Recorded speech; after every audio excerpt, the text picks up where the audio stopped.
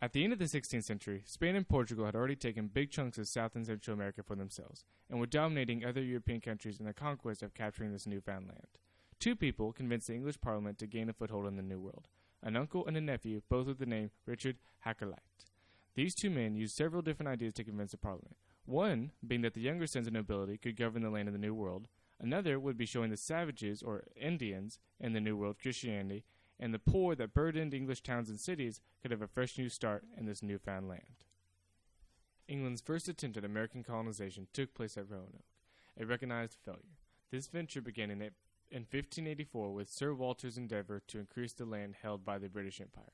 Walter ordered half-brother Sir Gilbert had previously voyaged across the Atlantic and claimed Newfoundland for the British crown.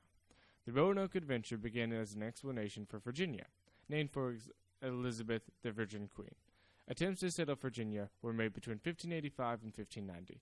The most famous attempt at settlement took place in 1587 when a group of 150 colonists, women and children included, settled at Roanoke along with other banks of North Carolina. At this time, the North Carolina Outer Banks were recognized as part of Virginia. The colonists, led by Captain John White, expected only limited contact with Britain, so they immediately established relationship with local Indian tribes, with whom relationships had expanded. The colonization of Roanoke Island in the late 16th century marked the very beginning of the British colonial venture in the Americas. Here in England, Queen Elizabeth I wanted to settle the New World, challenging rival Spain's colonies in Florida and the West Indies. Gaining a foothold in the New World for the British meant aiming a little farther to the north, toward America's mid-Atlantic coastline, on the other side of this ocean. Captain John White left Roanoke in 1587 in order to resupply the colony with goods from England.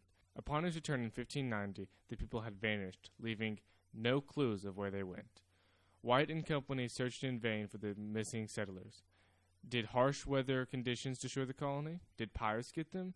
What about Spanish or Indian attacks? Did the Roanoke colonists peacefully leave with the natives?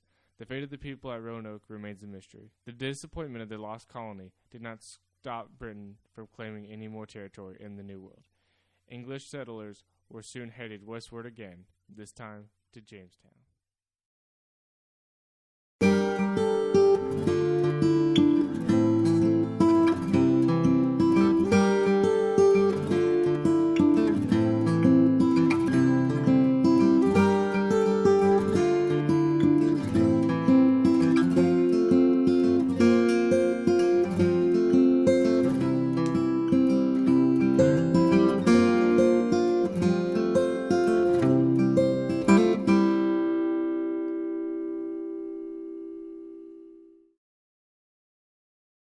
Although most of the New England settlers were Puritans, these people did not agree about religious doctrine.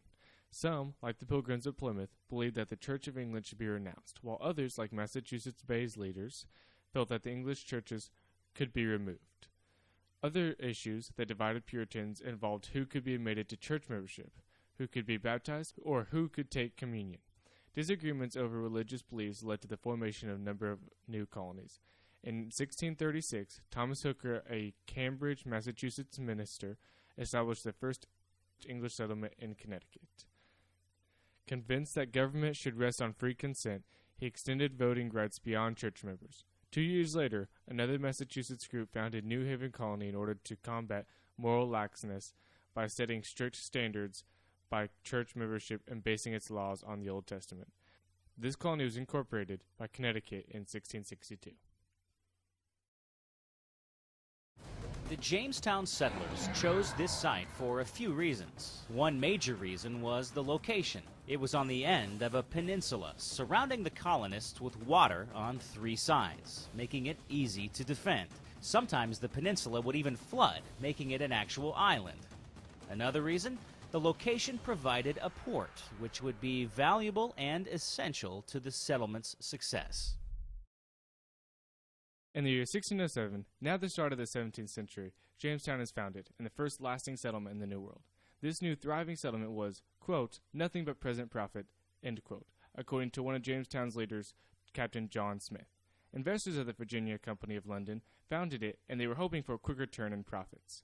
The people of the town were told to settle on an inland river that hoped to lead to the Pacific and the riches of Asia. But during the winter of 1609 to 1610, famine struck, and Jamestown went from having a strong 500-person population down to 60. The dream of this settlement, ever bringing riches and profit to the investors, had turned into a deadly nightmare.